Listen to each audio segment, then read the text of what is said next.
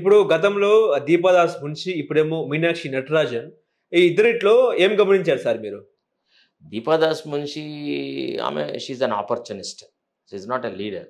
Okay. To be Frank with you, she contributed nothing for the Pradesh Congress committee. On the other hand, she played or rather she supported one faction and she was the root cause for unrest with in the party. ఇప్పుడు party లోపల ఏదైతే మూల సిద్ధాంతాలకు వ్యతిరేకంగా party national లెవెల్లో ఏం చెప్పినారు, మేము ఫిరాయింపులను ఎంకరేజ్ చేయము అన్నారు. We are not going to encourage defections.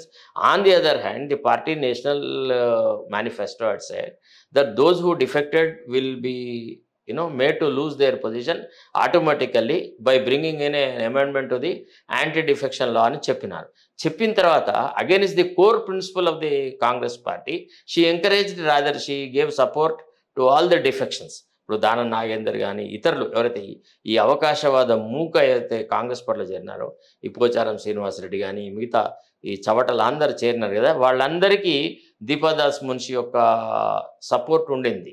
So కాబట్టి I don't think she has contributed in any manner for enhancing the prestige of the Congress party. Rather Meenakshi Natarajan is not such a type. She is not an opportunist. She is fair, sincere. I don't know her success in our state. ఎందుకంటే ఇక్కడ ఉన్న ఈ అవకాశవాదులు అంటే మన దగ్గర రాజకీయాల కంటే ఎక్కువగా business persons are there. These are all contractors, big business people. They've got commercial interest. For them politics is only a hobby. It's a time pass business. Part-time politicians are there. So whether they would accept her style of functioning and whether they will allow her to function independently, whether she will be given a free hand, these are all, $1,000,000 questions. But we'll have to see in the long run. 1 month avute kada, how does she react to these issues అనేది. ఇప్పుడు already ఒక వాదన మొదలెట్టినారు.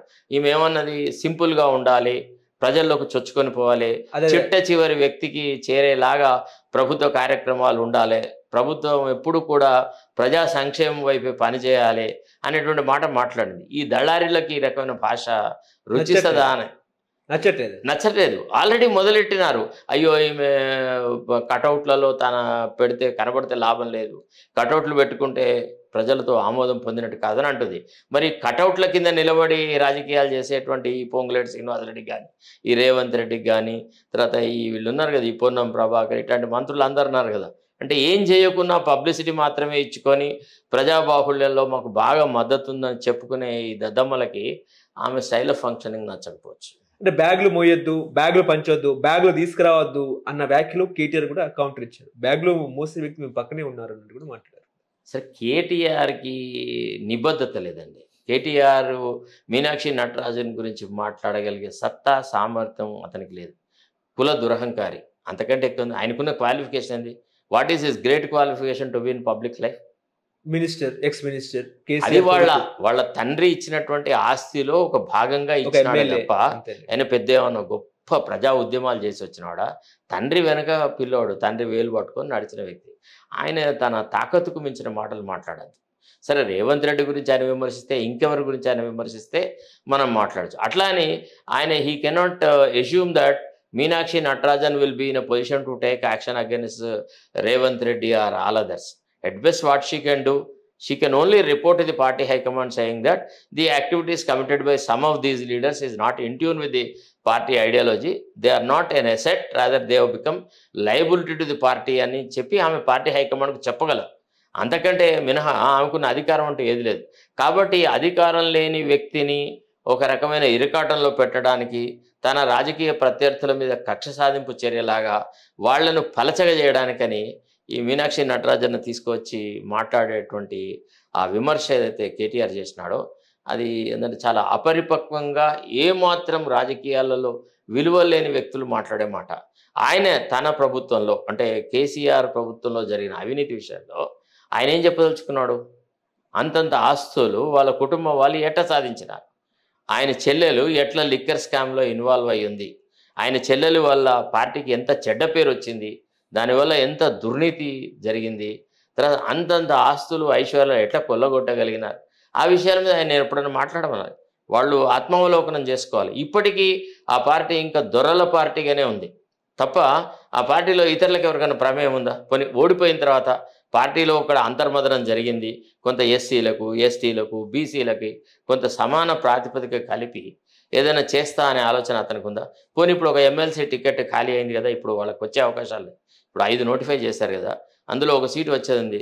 పోనీ అందులో ఆ సీట్ను మరి ఒక ఎస్సీలకు సంబంధించిన మాదిగలకి చాలా కాంగ్రెస్ పార్టీ అన్యాయం చేసింది, మాదిగలకు సరైన అవకాశాలు కల్పించలేదు. మరి ఆర్ఎస్ ప్రవీణ్ కుమార్ గారు మంచి మాదిగ సామాజిక వర్గానికి చెందిన ఒక మంచి ఎడ్యుకేటెడ్, సుశిక్షితుడు, కొంత క్రమశిక్షణ గల వ్యక్తి, ఆయనకు ఎమ్మెల్సీ టికెట్ ఇచ్చి అప్పుడు ఆయన ఏదైనా మాట్లాడితే మనం ఒప్పుకుంటాం. అంతే తప్ప ఏది లేకుండా ఉత్తగా వాగాడంబరం చూపెడితే అంత అవుతుంది ప్రేలాపనాలు. అంటే దీపాదాస్ మున్షికి బెంజుకారే ముంచిందంటారా? మీరు నాకేమి ఇస్తే నేను మీకు అది ఇస్తా అన్నట్టు చందంగా మారిందంటారా? ఏమో నాకు ఆ విషయాల మీద వ్యక్తిగతంగా తెలియదు, కానీ ఆమె మాత్రం she's misfit in the Congress.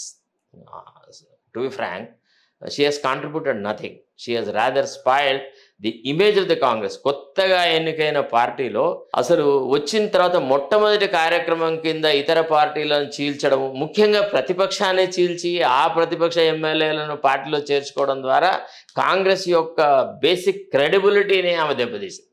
ఆమె రేవంత్ రెడ్డి మీద ఒక బలంగా పనిచేస్తుంది. Nothing doing, we're not going to encourage defections, if it is a split we will accept, but not the splinter groups అని కనుక ఆమె చెప్పుంటే would have appreciated. But she was rather hand in glove with Revanth Reddy in doing very many illegal activities. అంటే Natarajan simplicity గురించి మీరు ఏం చెప్తారు sir? సరే, అది ఆమె style of functioning we appreciate it. In modern day politics we hardly find politicians of that nature. అంత సింపుల్గా, అంత సజావుగా, అంత పద్ధతి ప్రకారంగా, అంత క్రమశిక్షణతో, అంత నిబద్ధతతో, అంత డివోషనల్గా, అంత కమిటెడ్గా ఉన్న లీడర్లు చాలా అరుదు. అంటే ప్రభుత్వానికి ఇబ్బంది కాదంటారా ఇంత కమిటెడ్ ఉన్న లీడర్లు? ఇప్పుడు ప్రభుత్వం అంటేనే కాంట్రాక్టర్తో నడుస్తున్న పరిస్థితి, మీరు ఇందాక అన్నట్టు కాంట్రాక్టులు ఎక్కువ ఉన్నారని చెప్పేసి, దీనివల్ల ఇబ్బంది కాదంటారా? నేను ఎక్స్పెక్ట్ చేసిందంటే వితిన్ 1 month లోపల మీనాక్షిని పెట్టేబేడ సదిరి వాపసు పంపిస్తారని అనుకుంటాను. ఎందుకంటే ఈ పొంగిరెడ్డి భరించలేడు, వీళ్ళందరూ ఉన్నారు కదా ఈ దళారీ మంత్రులు, వీడికి ఎవ్వడికి కూడా ఇప్పుడు మేజర్గా ఇవాళ ప్రభుత్వ పరంగా జరుగుతున్న అన్ని కాంట్రాక్టర్లను భాగస్వామ్యం ఉన్న వ్యక్తి పొంగిరెడ్డి శ్రీనివాసరెడ్డి. ఎందుకు? నాకు 10 మంది ఎమ్మెల్యేలు ఉన్నారు కాబట్టి ప్రభుత్వంలో జరిగేటువంటి ప్రతి కార్యక్రమంలో నా భాగస్వామ్యం ఉండాలా అనేటువంటి వ్యక్తి. ఆయన ద్వారా ఏం జరుగుతుందా?